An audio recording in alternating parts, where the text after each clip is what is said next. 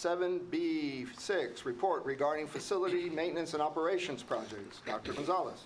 Yes, sir. This is a monthly report from the Facilities Maintenance and Operation Department. Dr. Barrera and Ruben Trevino are here to walk us through this month's projects, and this is for information only.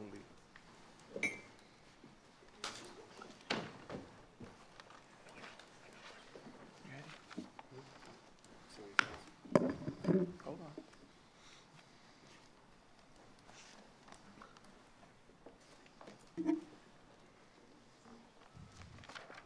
They'll bring me on. It'd be good.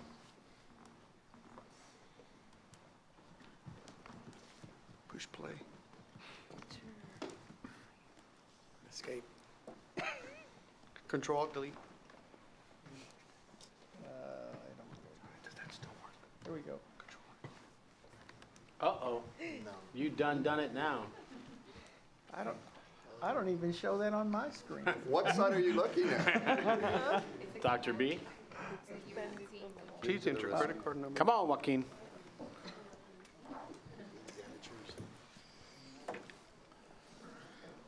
Somebody get Digital Ranger 1 on the line.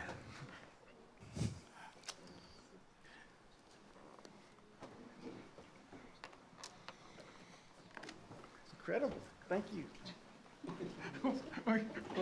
Thank you. Appreciate it.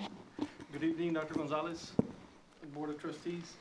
This is the report regarding the Facilities Maintenance Operations projects for the month of February. On the completed projects, we've got the high school softball, baseball dugouts that have been worked on by FMO staff. We went ahead and went out and did all three schools.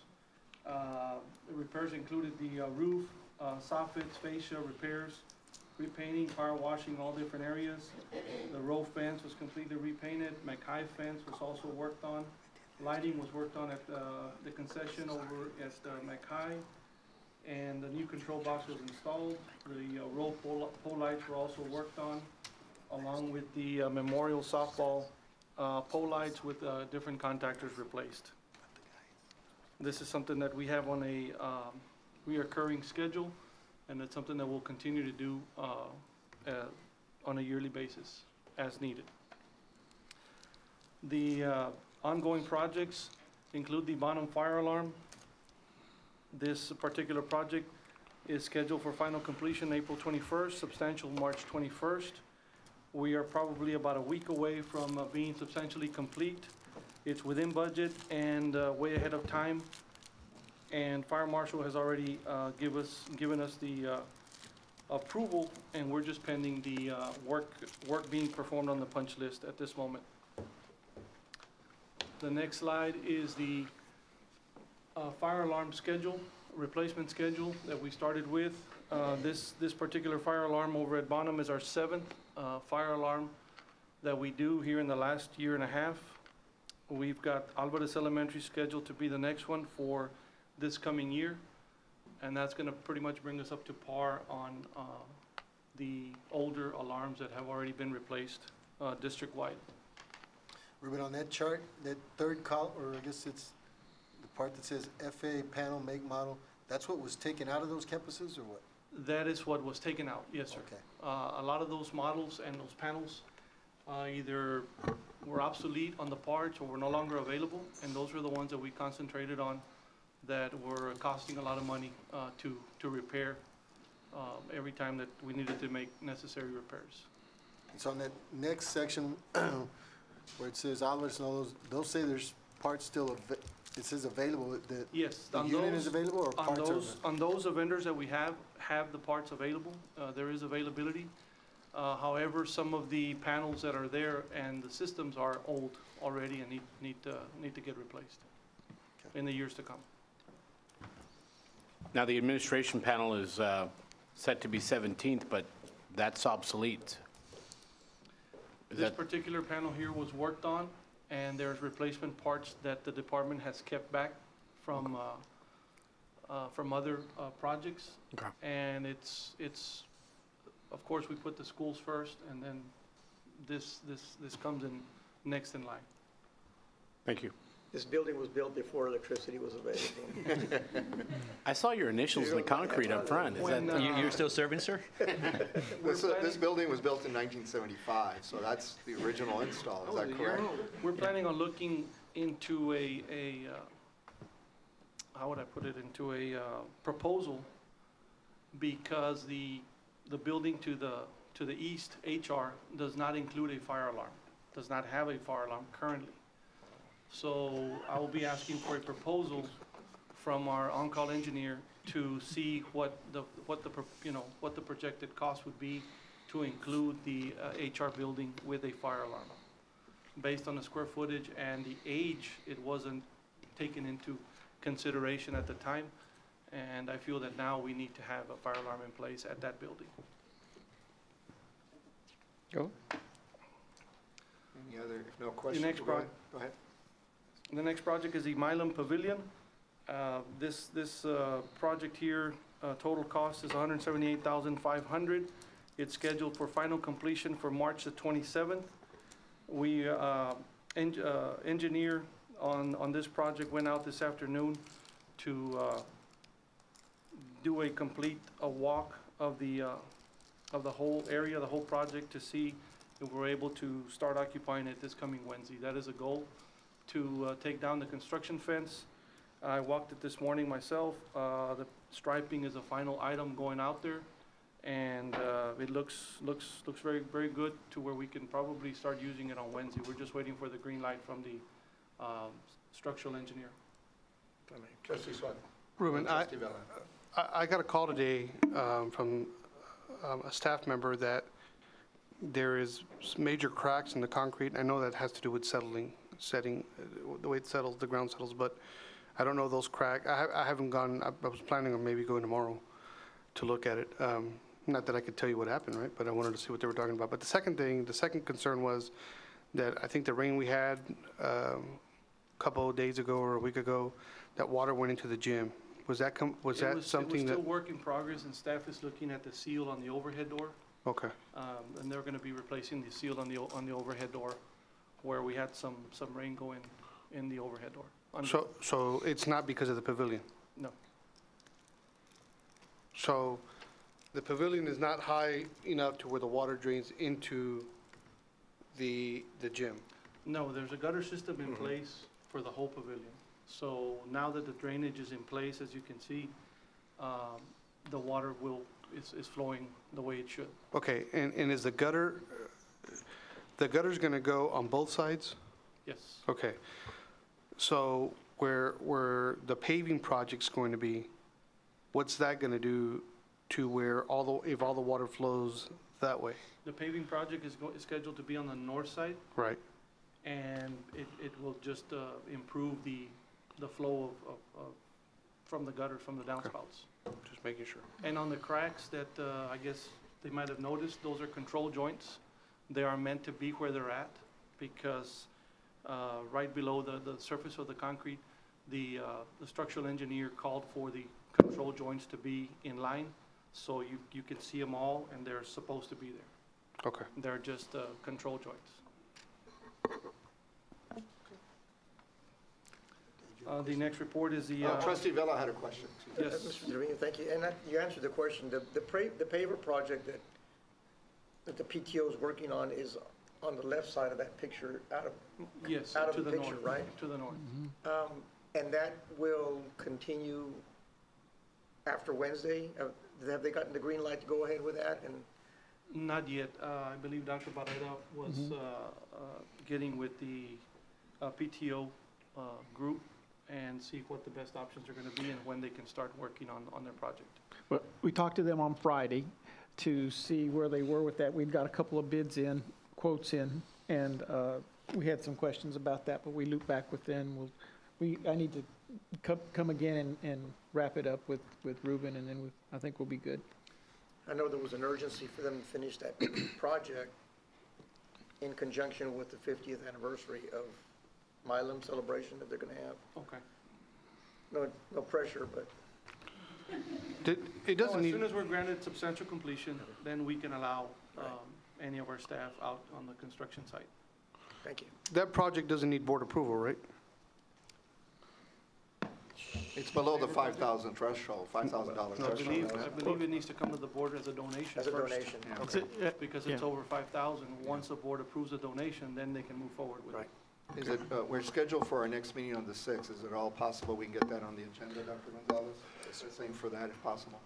Again, no pressure, Mike. Ruben, And they can start on the We'll 7th. push on it. No pressure. Ruben, that has the basketball hoops all set up on it already, right? Yes, sir. Okay. Eight basketball goals. Yeah, but if there are no other questions, Mr. Thank you. All right, Trustee Vale. Trustee Farias? I have a question, but it's not about the pavilion, it's about the fence. Do we have an update on that? Yes, we do. It's the next slide coming up. Sorry.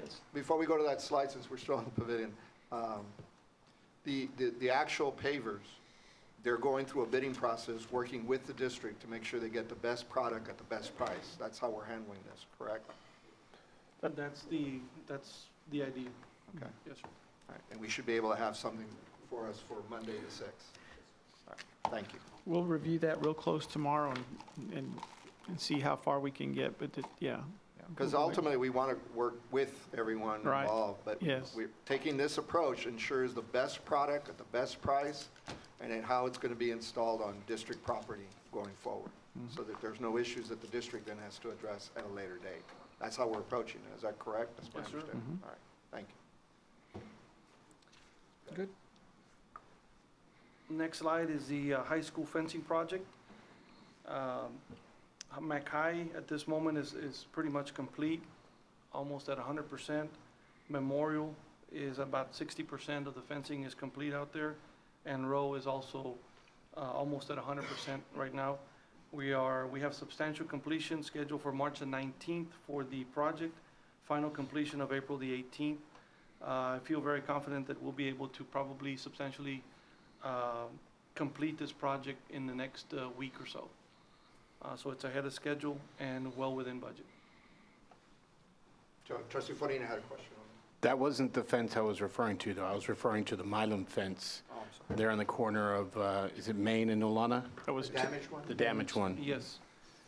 We are working right now with the purchasing department to procure that particular repair, Okay. being that there are certain laws on the commodity, that we went over the limit on our commodity for fencing. So we're exploring different avenues on how to, procure it and get it done as soon as possible. I appreciate that. Thank you. Along those lines, did we identify who the individual was that caused the damage to that fence? And now we're going to be subrogating back to him to try to collect? Yes, and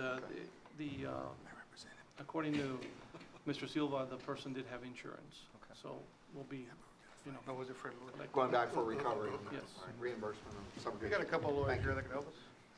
Thank you. Quick question. Trustee Dr. Young. Gonzalez said the fencing's almost done. When's the next phase of this goes in effect? As far as having security officers or police officers man it, having people go through one central location? Yes, sir. Currently, we have our huts up and running. We have an officer in the huts that are manning it throughout the day. Once it's complete all the way through, then that would literally be the one point of entry through for vehicles to get into, because right now there's still access through other points, but Chief Esquivel has done a tremendous job in creating that point of entry with vehicles up to this point. We also have an officer for foot traffic as well, so we're trying to maximize both efforts, whether it be vehicle or foot traffic, to keep our kids safe. And I know that Ruben and his crew have been doing a tremendous job working with Chief. I know, Ruben, you talked about relocating the hut at Row. Are we still going to do that? We met last week.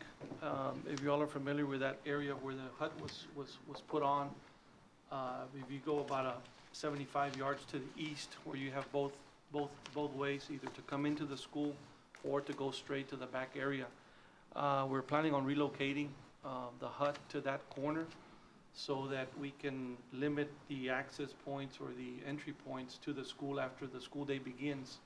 Everything would be shut down on the north side, on the front area, and then any traffic coming in during the day has the ability to loop around through the front of the school and go back out that way. And any staff or any traffic going into the back would also check in with the officer at that location. Yes, sir. Thank you. Just to follow up, this effort is a part of a security approach. Safety and security of our 3 high schools. We've done our elementary schools, we're still working on the middle schools, but this is a major undertaking of an effort. Have we had any conversations with the students, staff, and/or their parents that they fully understand what you just described, the workflows, the patterns, the drive, and the reason this is taking place? Once that takes place, we'll visit with all 3 principals so that they're able to hand out the information and inform their parents and students as well. Okay, very good. Thank you.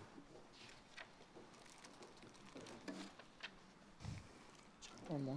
Roof The next replacement? slide is the roof replacement. Right now, we're currently at about 85% complete. The contract amount for this particular project was $2.6 million approximately.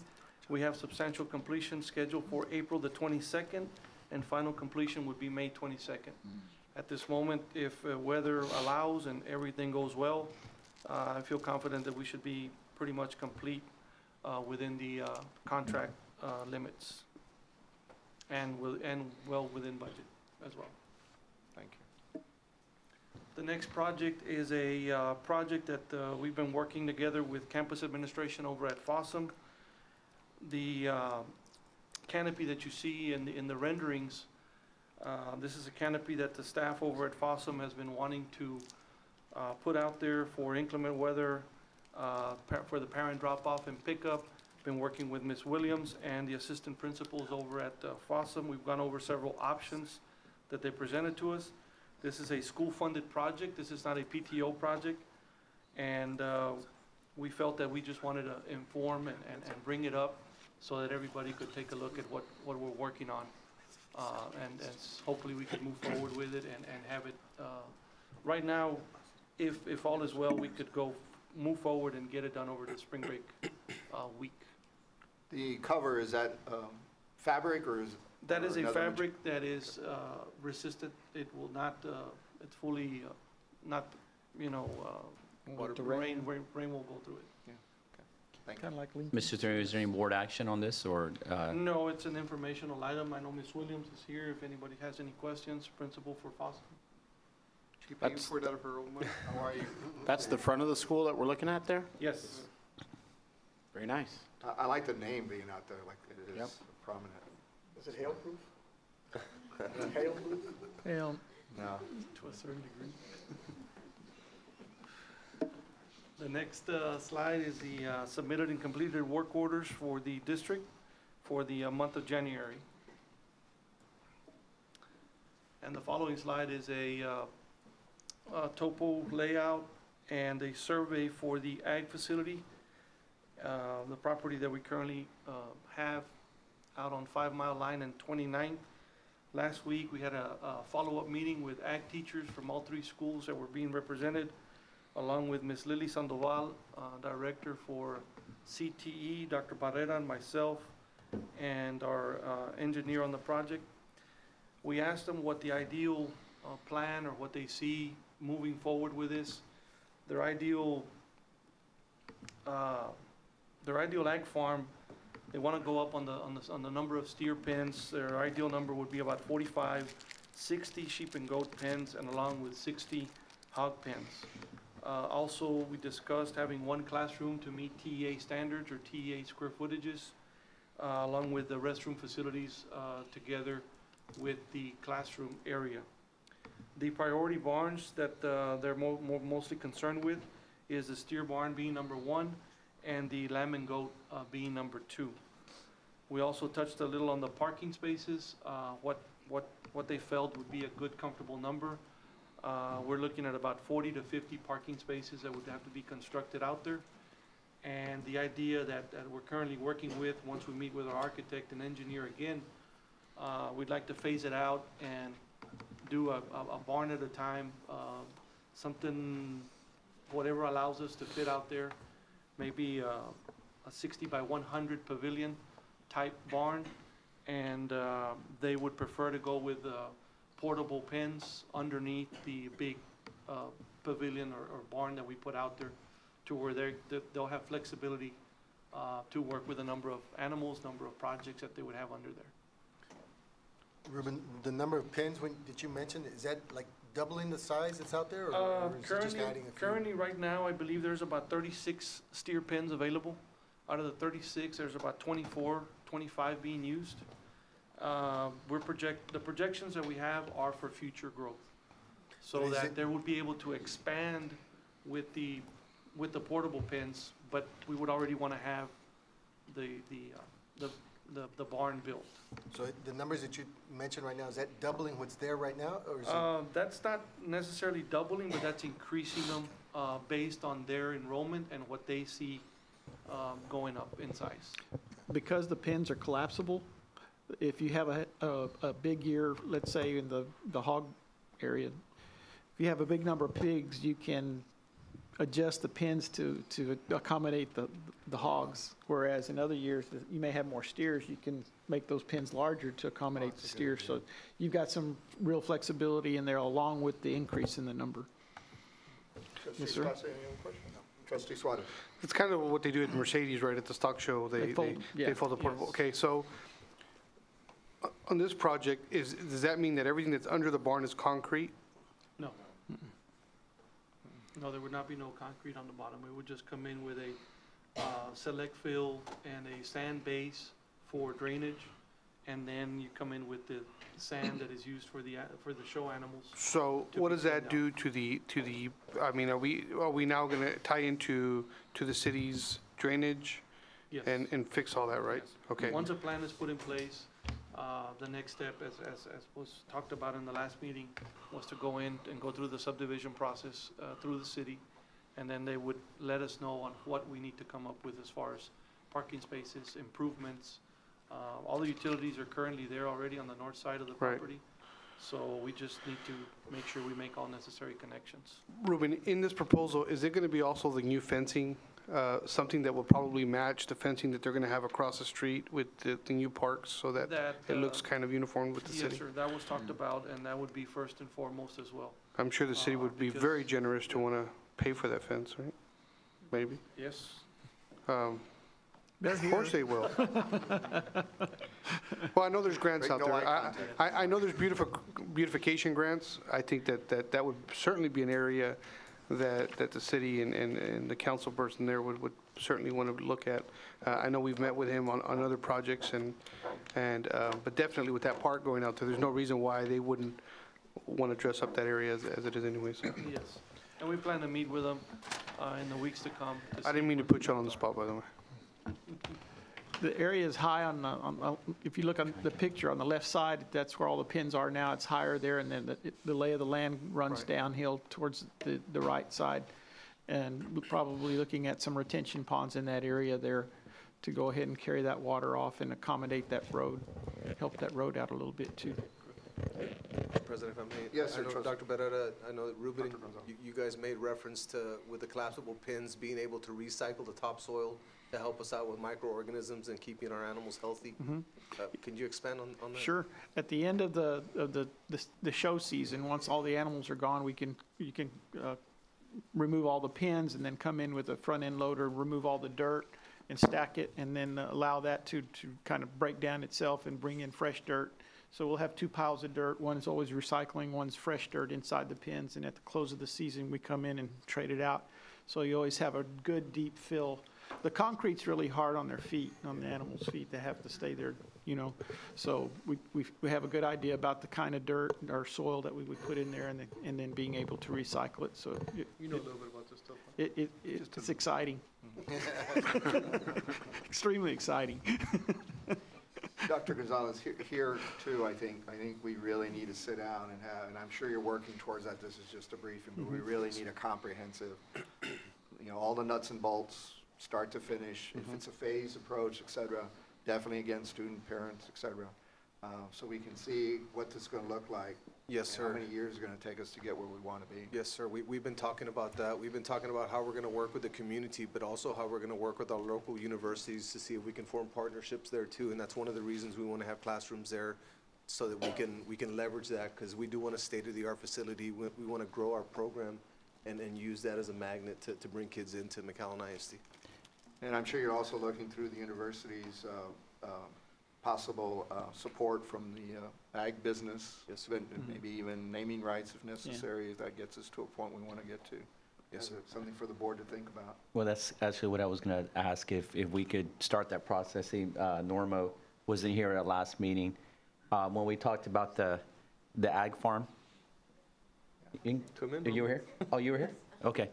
How soon do you think we could start that process to possibly name something? Because I know it took a while last time with the scoreboard. Because we're trying to see if there's any sponsors that would help us with that. A couple months? Where does that process start with? Does it start in committee, or does it? Well, it's administration level, so Dr. Gonzalez is clearly working on it. Sounds like this is just a preliminary, but it also would probably come into our budget cycle as we Okay. go into our budget cycles as to where once we start prioritizing and get a recommendation from the superintendent administration. So that's a polite way of saying I'm getting close to governance, sir. Is that what you're trying to say? That's fine. We're doing fine. Is there As long as we a, don't give any directives to an employee, we're good. Yes. is there a way to repurpose the house that's on there now to use that as a classroom? Is there, or is that just no good and we need to knock it down? We're looking at different options as to if we can repurpose that house to possibly use it as a meeting area, or to see how much work it actually needs. Or, in speaking with our police department, Chief Esquivel, we're also looking at the possibility of probably having a substation out on the north end of town or the district. Okay. And that would also help out in having presence there at all times. And structurally, that'd be a pretty good storage place compared to what we have now, I Yes. think. Yeah, Yes. yeah. Our storage right now is, a lot of it are portable buildings. We do have the one structure with the restrooms and the feed rooms. but- Right. Yeah, those Yeah. feed rooms they need some major love. Having been in there, it's rather Yeah. scary, so. I've been there for quite some time. Okay, thank you, sir. Yes, sir. The next slide is a City of McAllen project joint with us. Here with us to present on this is our city engineer Yvette Barrera and our staff engineer for drainage, Mr. Mario Cruz. If you all want to join us, Mr. Chair. Thank you, good afternoon. Good afternoon. I'm not sure if this is on, but hopefully you can hear me. Yeah, it's on. Yes. It's on. You're good. All right, so the project that we have before you is located at Pecan and North 27th Street. It's actually on the south side of Lincoln Middle School. The city has applied for hazard mitigation grant program funding. This program funding is available after a presidential disaster declaration is made. And so for this particular program, it was actually a disaster that occurred in Memorial Day 2015 in Wimberley, Texas, near Austin. And what that declaration did was it opened up money to the state of Texas to apply for projects to improve drainage situations. And normally the funding is given priority to that area that was impacted, but it also makes it available if there is additional money left to other areas in the state. The program is administered through the Texas Department of Public Safety Office of Emergency Management, as they are the grantee for receiving and awarding the funds. And applicants, such as local governments, must meet all the program requirements, including environmental and historical clearance and a benefit to cost analysis. And so that's important because we can't just submit a project of any size. We have to actually show through a FEMA documented process that the cost of the project is within their designated benefit to cost analysis, which keeps the projects to a size that is actually doable and measurable. The City of McAllen submitted this application in December of 2015, and we were awarded the grant in October of 2016. I'd like to go over some of the grant, or some of the project concepts that we had. The first one, just to show you the situation that occurs there at Pecan and 27th. This picture was taken in October 2009, and it was a rain event that we had there, and the picture is basically along Pecan on the south side of the Lincoln Middle School campus, where the police car is. That's 27th Street and Pecan. It happens to be a McAllen ISD police car, and that pickup behind it's one of our pickups as well. The next slide shows some additional flooding. that occurred in the March 2012, and that was our hailstorm event. And this is not aimed at the school, but it's the same vicinity at Pecan, and this is towards the commercial areas. So what we were able to do to the state was we were able to document that there is flooding in this area, and there is an economic impact because of the flooding in this area. So the project itself is basically a small stormwater detention facility, and the best way that I can explain this is similar to the McCullough RDF, not on that large of a scale and not as deep, but it's basically an area where we're able to hold water for a period of time. Instead of holding it in the roadway, we can hold it in a detention area and then release it back into our storm drainage system. We were looking at an area on the south side of the school because it's actually the drainage basin for this basically flows to the south, which is why you saw all that flooding on Pecan. And cutting diagonally across the school, there is already an existing swale that basically directs the water from the north side down towards Pecan. The configuration of that detention area can be modified. We can adjust the dimensions of that, but I think what we have to keep in mind, there is a certain acreage that we need to keep and volume for water that we need to keep. We're looking at approximately a 1.4 acre surface area with a maximum depth of 4 feet. And these are just some examples of some other configurations that we can play with when we're looking at that configuration. The design has not been completed. We were just received the award letter from the state, and so we still need to do surveying and design for this. So we still have plenty of time to look at that configuration in more detail. The project itself is a $238,514 project, and the federal share is 75%, and the city share being $59,629. This is a great opportunity for the city to address a significant impact to our traffic and for the school as well. And we're seeking authorization from the school to move forward and present an interlocal agreement or draft an interlocal agreement for the school district's approval. Thank you. Thank you, Ms. Medina. Any questions or comments you want to add, Mr. Cruz? Anything you'd like to add at this time? No, actually, in looking at the situation there, I know most of the area where you saw the flooding actually occurs. If we go back one more. This one? Dr. Bida, yeah. One more? One forward. There we go. You can get a good idea there. Where everything is essentially concentrated is between 27th and 29th Street, a little bit to the east of 29th Street. That's actually the lowest point there on the basin, where anytime it rains, all the water basically ponds up to that one area. There is an existing street system there. It's on state right-of-way that would require some coordination with them. Of course, that won't be an issue. That's something we can take care of. But in looking at the different configurations for that pond, one of the main things to consider is just having access to that street system. What it allows us to do is basically take that existing infrastructure along Pecan, let it basically bubble over into that holding area, basically moving the stormwater from the street into that pond area and then releasing it out through the same infrastructure once the water levels downstream recede and lets the water kind of find its way back to the receiving stream. So within that area, you're going to have like a release valve at the end of it, so that as the water downstream or down your system is reduced, it then flows into that, or it seeps into the soil, one of the two. Not necessarily a release valve per se, but what controls it actually is the size of the opening that will release it to, and then the water level behind it at the maximum level, which would be the street system and the surrounding terrain in that pond area, would actually regulate that flow. Okay. So it's like a register? Is that what's going to be within that, or what is it going to be actually? Basically, what we call a control structure. Basically, a structure sized with a certain opening to allow that flow, no more or no less than what's there already.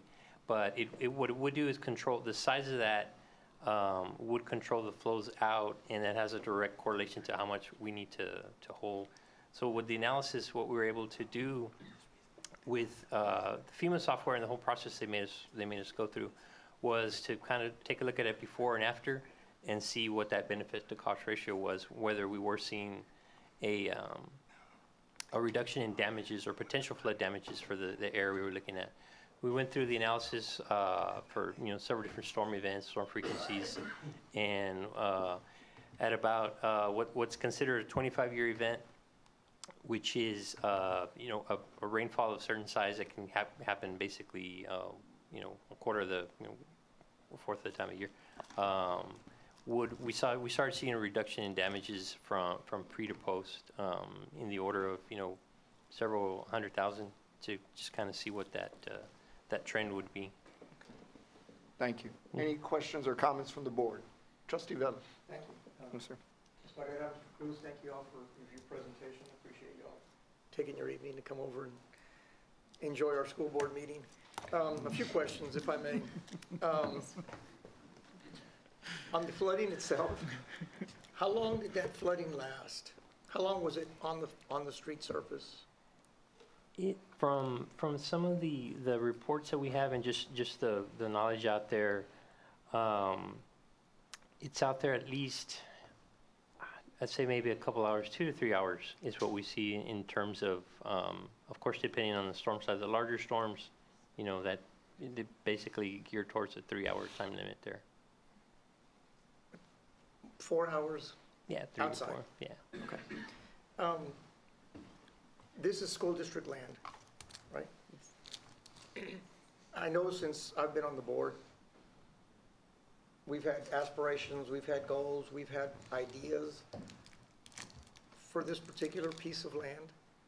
At one time, we worked in conjunction with the Chamber of Commerce to develop the MacTie building. I don't know if y'all remember that.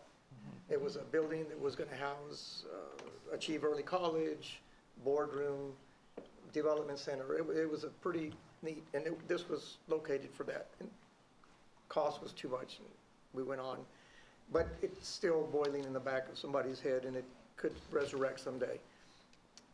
Achieve Early College, we're housing our students in portable buildings half a block away. Money's being available, we could build something here on this particular, and I guess what I'm getting to is, where's the incentive for the school district to give up a very valuable piece of land smack dab in the middle of a great neighborhood? You've got commercial, you've got routes, street routes, you've got STC, you've got commercial, but you've got residential. It's a beautiful neighborhood, and this is smack dab in the middle of it.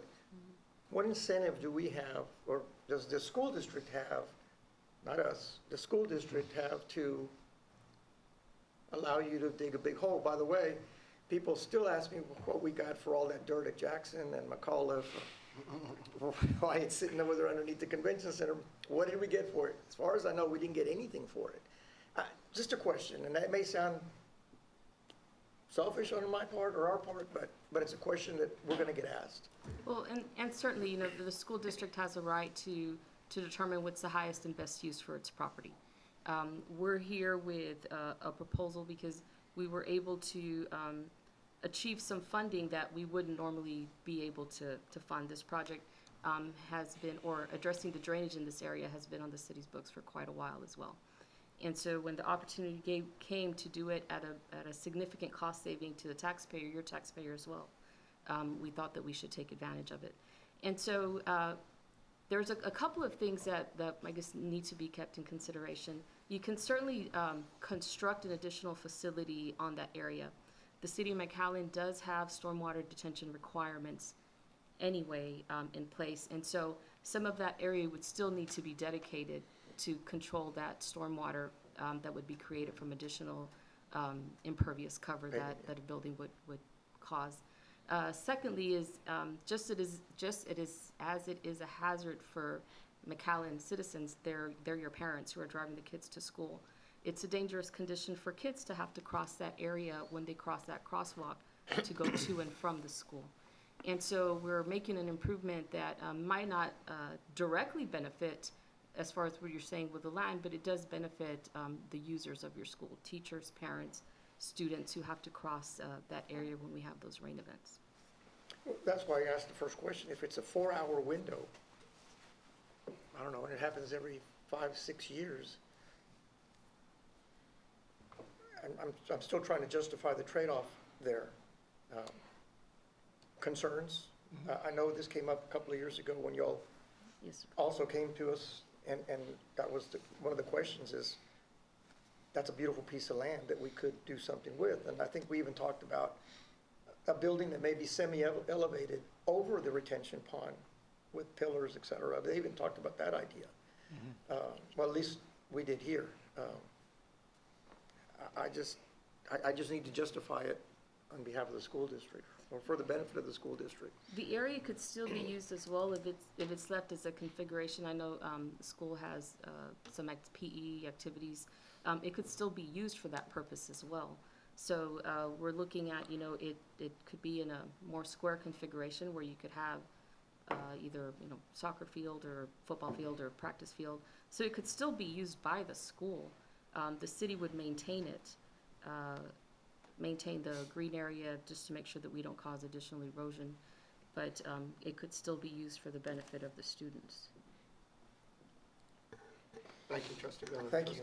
Trustee Suarez, and then Trustee Esparza. Thank you for being here. Just a quick question, and it's kind of piggybacking off what Mr. Trustee Vela said. When this is done in other areas of the city, do y'all usually purchase land? I don't recall if the RDFs that are in place now was purchased. I thought there was an agreement for that. Right, but in other areas that don't involve schools? Like if that would be a private citizen, would y'all attempt to try to purchase that land? Yes, Okay, yes. just a question. Jackson was purchased. It's 'cause we need Yeah, to- Traxon was purchased. Yes. Trustee Esparza. You said the water, there's, I guess, looking at that same picture right there, at the long end of the triangle, is that drain that you said flows from north to south, towards the Yes, south sir. end? Yeah. So the water flows downward. It looks like in that picture at the bottom end of that triangle, there appears to be an empty lot right across there too, right? Did you all even consider that as a possible, across the street, as a possible location for the pond as opposed to the school property? That area is not large enough for us to accomplish what we need to accomplish. And when you put this grant together, when you applied for this grant, did y'all come to us first and then submit the grant, or you just submitted it and then hoping that we'll approve it? We submitted the grant, and I think we had started the conversation with Dr. Barrera when we were first looking at it. I realized that the first time that we submitted it, it wasn't really met favorably. We said, well, let's let it go through and we'll see. We'll see if it even gets approved by the state. Because like, as I started saying earlier, the event that opened up the funding wasn't in our area, so we were hopeful that we would get the funding. And along that corridor there are no other locations? I know that if you go scroll up on those pictures, Dr. Barrera, I think to the one where it's by the commercial area. This one? Or- No, the one where it shows the cars in the street. Okay. And it was closer by the commercial area. I guess it'd be that one. Or the one on the left, no, go back.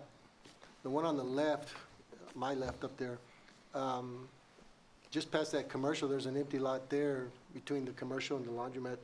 Would that be a sufficient size lot there? I don't know, it's probably I'm not sure what Yeah. area you're around looking 25th at. Street, I think, or 24th. It's Is just, that the little, it's kind of also like a little triangle shape there, Yes. right off of Maple. Next to the laundromat. it's next to the laundromat. That's Yeah, what- actually 27th and Pecan, I guess the southwest corner of that. And No, again, it's closer towards It's on the north side. Walgreens. Almost close to 24. oh, okay, I know where you're talking, next to the Walgreens. Yeah. In that Well, area. there's the Walgreens, and then there's the laundromat, area. and then there's an empty space, and then that commercial strip starts. Yeah. The volumetrically, again, what we were trying to do was basically set up the, per the FEMA requirements, figure out the benefit costs. We look at what the damages are within that basin, pre and post.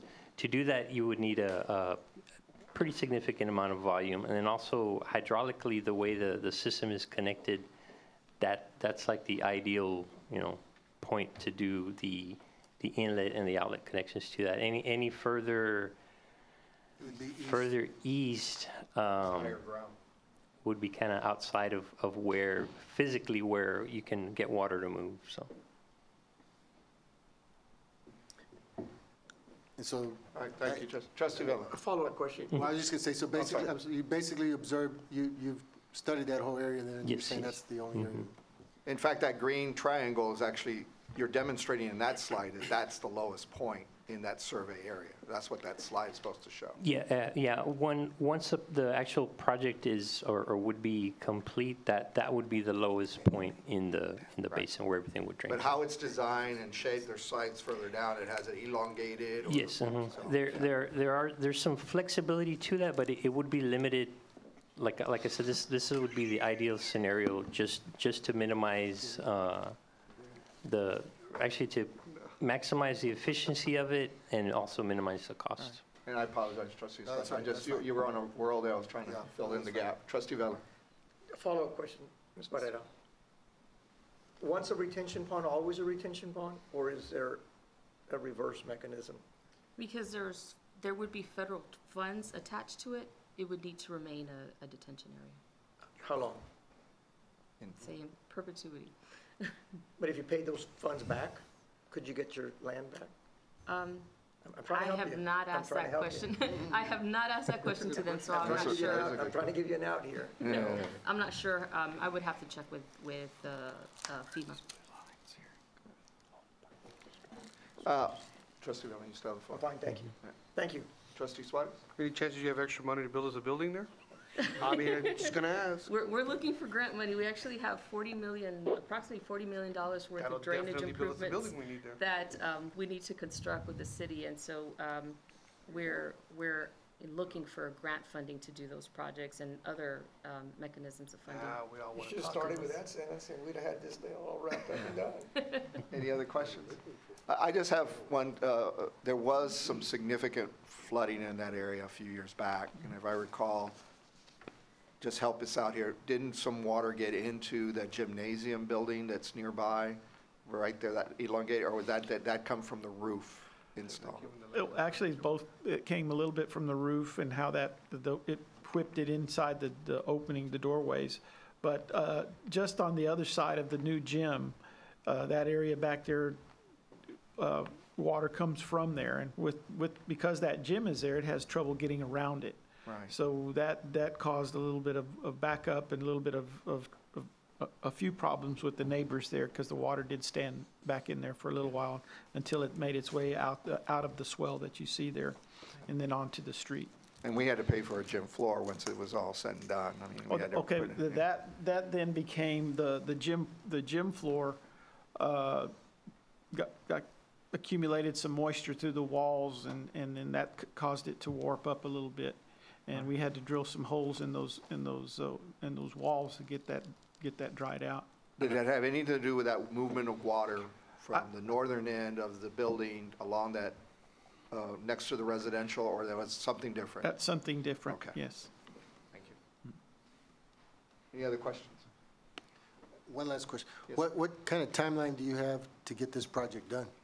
So if approved, we'd like to start construction this winter, 2017. No, but my question is, what's your What's the timeline? maximum timeframe? In other words, if we don't act on it tonight, and we We don't, have 3 years?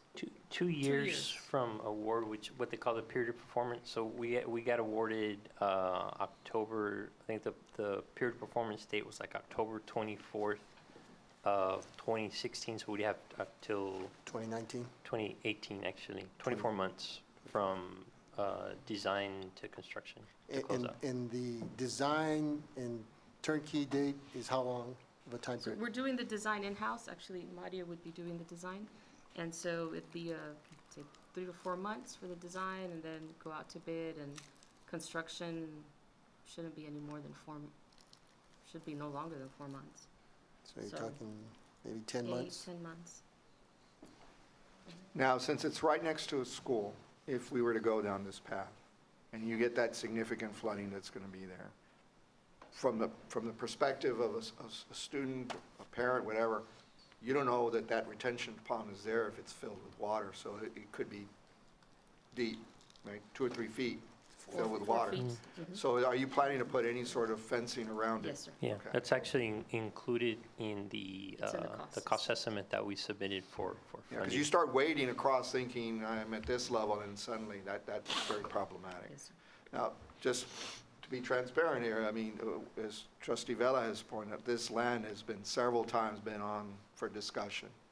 And so I think we just had an MGT go out, and we've had surveys, we're waiting for information, we're waiting, probably going to have more public comment, more public discussions about what we do going forward. I think we're going to need to see where we are with that at some point, and what the community's thinking about to help guide us in this use of this property. That would have to be a decision we have to explore, either in the foreseeable future, year or two, or five plus.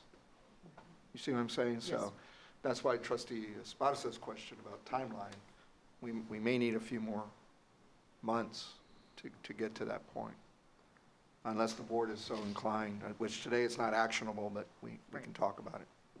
Right, and I guess we purposely just wanted to present it to get some feedback. If there's any other information that you need from us, if there's anything else that you'd like us to provide, so that you can take that consideration. Fair enough. Any other questions, thoughts? Is that the kind of general feeling of the board? Trustee Esparza? The 3 configurations that you provided, the one that looks like at least uses the least amount of space is that, I guess that long, the red one, the rectangular one, or whatever shape that is, that long one. That's a possible configuration, you're saying, right? Yes, sir, and they're actually all the same amount of space. Well, but I It's mean, just- it doesn't look it's- like it doesn't go as deep into the property. It's all around on the perimeter, so, Yes, sir. okay. Yeah, I think what we're looking at is, and I was looking at that as well for the same questions trustee Esparza, is that still gives you some room for a building if we wanted to, but yet still accommodate. Are we blocked? Right. If we do that one, is there, Well, you got those, what's on that, what's tho- that green thing all the way? those are the tennis courts. Which could be moved. Yeah. So it'd still be accessed into the property, right? And you still have space on the other side of the building if you wanted to move the tennis courts to the other side, to the north side. Okay. Ideally, if the district was ever to construct anything in that area, we would probably be required by the city to do the detention areas somewhat to that red Anyway. area that is there. So that goes with every, if we do anything at the ag facility, we're gonna be required to put in the detention areas as well. So that's probably the best scenario if the board decides to go with it in the future. There you go. But you can even, pardon me, you can even drive over those you can make access points available over that weenie-shaped deal. I'd like to know if there's a buyback, just for information purposes. I can get that information for you. Certainly. See if they'll say, okay, King's X, give them the money back. Just a thought. Thank you. Thank you, sir. Any other questions, comments? There's a flooding issue at the ag farm, so y'all need to look at that as well, too. Like I said, we have a significant list of projects that we've actually gone through, ranked, and evaluated, and we're actively seeking funding to address those issues. Awesome. Thank you, Ms. Barrera. Mr. Cruz, thank you for your time. Thank you. Thank Mr. you. Trevino, Dr. Barrera. Continue again.